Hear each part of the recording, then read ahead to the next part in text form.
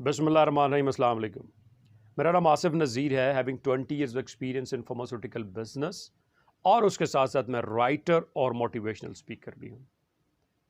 Pharmaceutical career के अंदर लोग ग्रो क्यों नहीं कर पाते, बड़ा इंपॉर्टेंट सवाल है।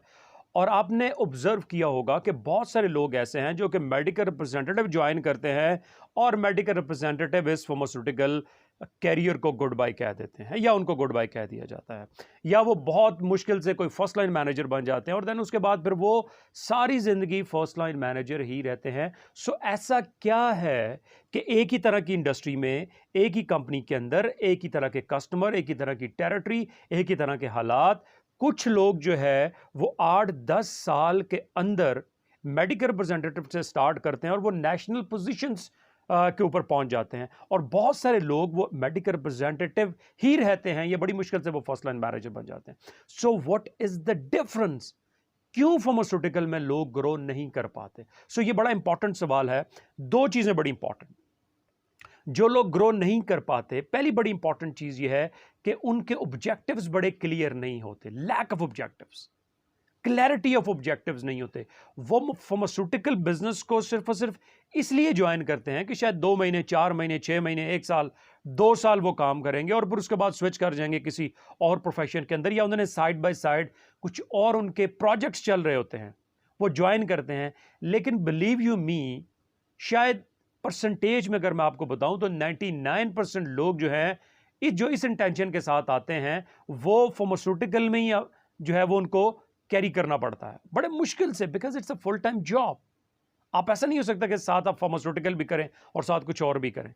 सो आपकी क्लैरिटी ऑफ ऑब्जेक्टिव्स बड़ा लाजमी है। अगर आप हाफ हार्टेडली इस प्रोफेशन को ज्वाइन करते हैं तो इस प्रोफेशन में ग्रो करना बड़ा मुश्किल है। So come up with this objective कि मैंने इस प्रोफेशन को ज्वाइन किया, मैंने 2 साल के अंदर, 3 साल के अंदर मैंने फर्स्ट लाइन मैनेजर बनना है, मैंने 5 से 6 साल के अंदर मैंने सेकंड लाइन मैनेजर बनना है, मैंने प्रोडक्ट मैनेजर बनना है, या मैंने नेशनल सेल्स मैनेजर बनना है, मैंने 10 साल में, 12 साल के अंदर जो है वो हेड ऑफिस में चले जाना है, मैंने बिजनेस यूनिट मैनेजर बन जाना।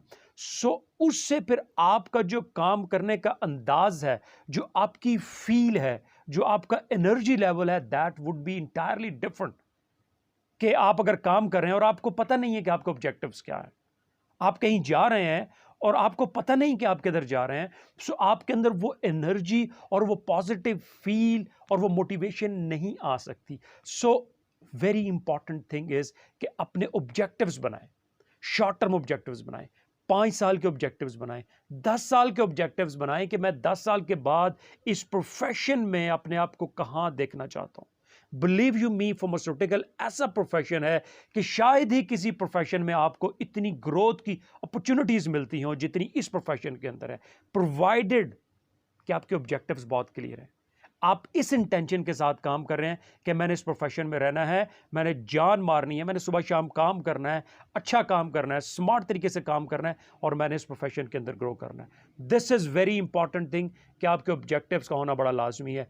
दूसरी बड़ी इंपॉर्टेंट चीज जो देखी गई है कि जो लोग फार्मास्यूटिकल में ग्रो नहीं कर पाते, उनका जो एक बहुत बड़ा प्रॉब्लम ये है कि वो अपनी पर्सनल डेवलपमेंट के ऊपर काम नहीं करते। हमारा जो कस्टमर है फार्मास्यूटिकल में, वो डॉक्टर है, the most educated person of society, एक लेमैन नहीं है, कोई दुकानदार नहीं है। सो आपको अपना मेडिकली आपको बड़ा अपग्रेड करना पड़ता है, अपना मेडिकल नॉलेज बड़ा अपग्रेड करना पड़ता है, आपका product and disease state knowledge बहुत अच्छा होना चाहिए, आपका कस्टमर नॉलेज बड़ा अच्छा होना चाहिए, कस्टमर का प्रोफाइल आपको पता होना चाहिए, आपको अपनी टेरिटोरियल नॉलेज बहुत अच्छा होना चाहिए, आपका जो एक बिजनेस एक्यूमेंट है वो बड़ा अच्छा होना चाहिए। फिर इन सारी चीजों के साथ साथ आपके सेलिंग स्किल्स बड़े अच्छे होने चाहिए। क्यों?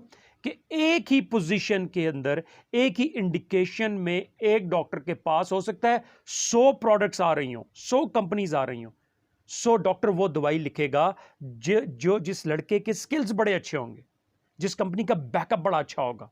सो जो सेलिंग स्किल्स हैं वो बड़ा मैटर करते हैं।